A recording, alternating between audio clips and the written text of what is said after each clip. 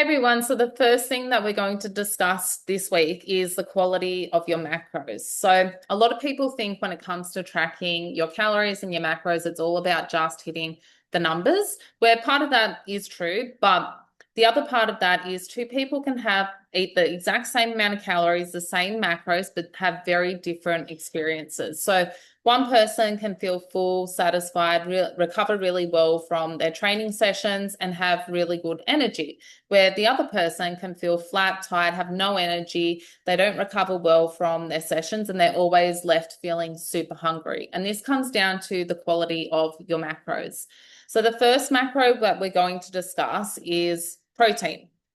So protein is made up of amino acids, and I think there's like 20 or 21 amino acids, but only 9 of them are essential amino acids, and we have to get these from our food. So your complete protein contains all 9 essential amino acids, and these are best for muscle repair, recovery, and strength gains.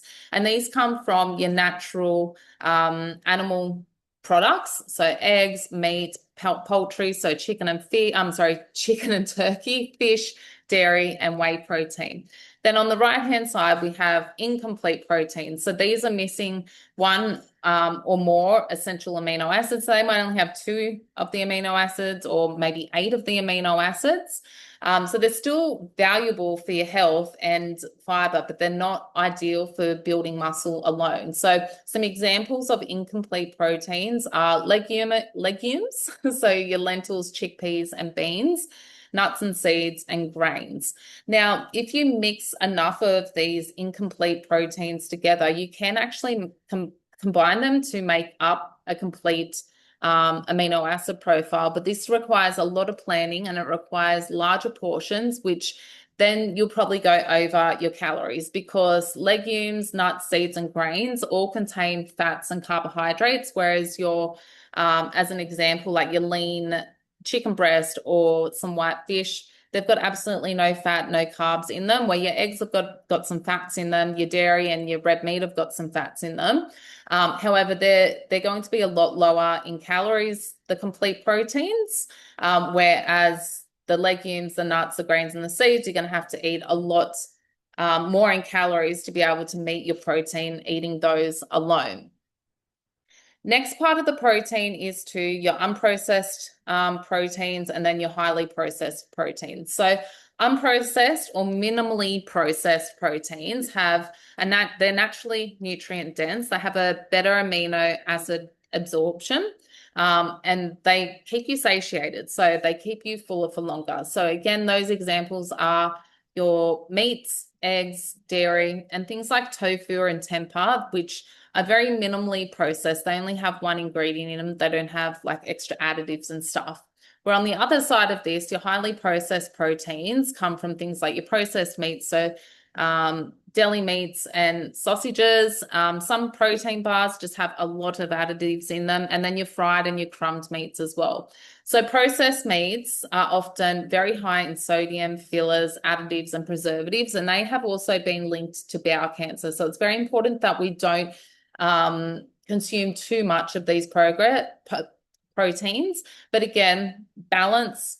It's not about cutting these things out completely, but it's just about reducing the amount that you're having and replacing them with more of the unprocessed types of proteins. So the highly processed proteins are also have a lower quality amino acid profile, and they're less filling. So they're going to leave you feeling hungry very quickly.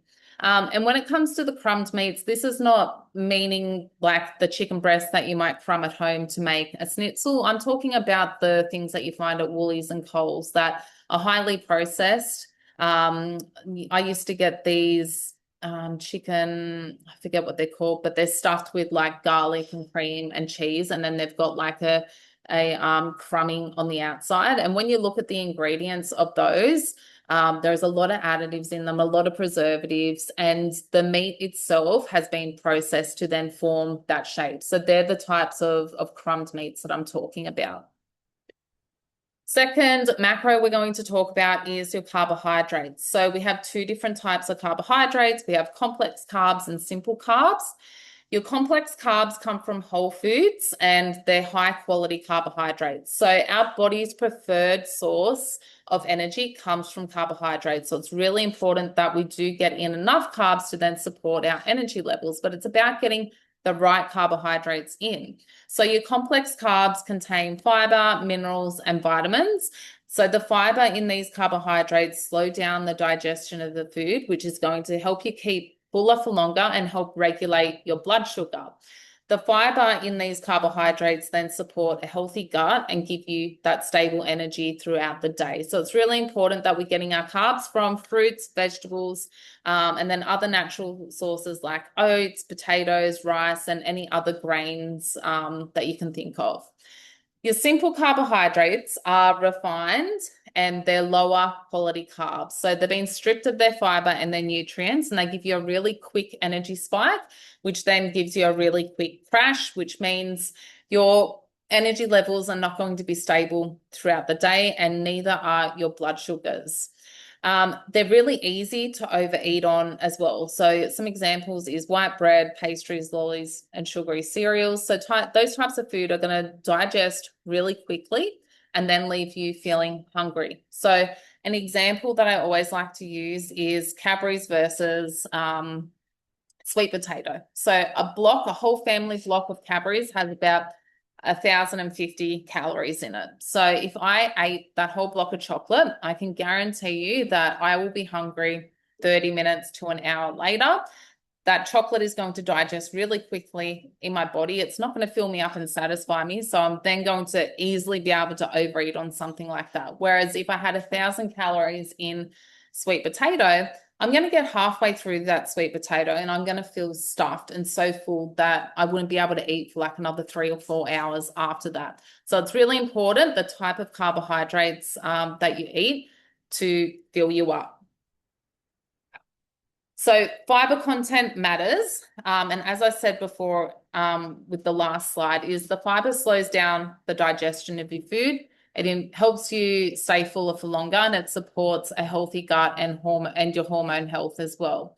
So 2 meals can have the same amount of carbs and calories, but one keeps you full for hours where the other leaves you feeling hungry in 30 minutes time. So using that chocolate versus potato analogy. Third one that we're going to talk about is fats. So we have quite high quality fats. They're your unsaturated fats, so your poly and moly unsaturated fats. Saturated fats that come from like your meats, butter, eggs, those types of fats are okay in small doses, but we really want to make sure that we're getting the bulk of our fats from things like olive oils, avocados, nuts, seeds, and fatty fishes. Fatty fishes. Anyway, these high quality fats, they support a good hormone health, they reduce inflammation in your body and support good heart health as well. Whereas your lower quality fats, so an excess of saturated fats, so if you just got all of your fats from butter or all of your fats just from red meat, it's going to be too much saturated fats for your body. Then on the other hand of this, your trans fats, these are the really, really bad fats that come from your fried foods, pastries, takeaway foods, anything that's really highly processed. So they're the ones that we really want to minimize because these can negatively impact your heart health if overconsumed. So again, everything is about balance. It's not about cutting these things out entirely, but it's about reducing them and replacing them with the healthier fats to then support really good energy. So we have to remember too that fats are very calorie dense. So the quality of your fats matters even more because we're getting in less fats per gram compared to protein and carbohydrates. So it's really important that those fats that we are getting in are coming from those natural sources. Last one.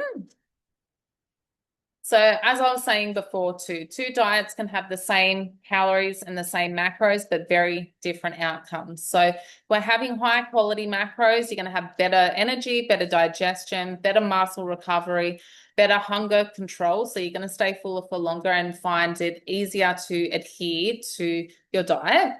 And then if we're having these lower quality macros, you're going to have energy crashes. You're going to be constantly hungry. So you're going to always be overeating because you're so hungry all the time. You're going to have poor recovery. So you're going to feel sore and tired all the time. And it's harder to stay consistent because of the poor quality of these macros, making you feel hungrier and sore and have no energy.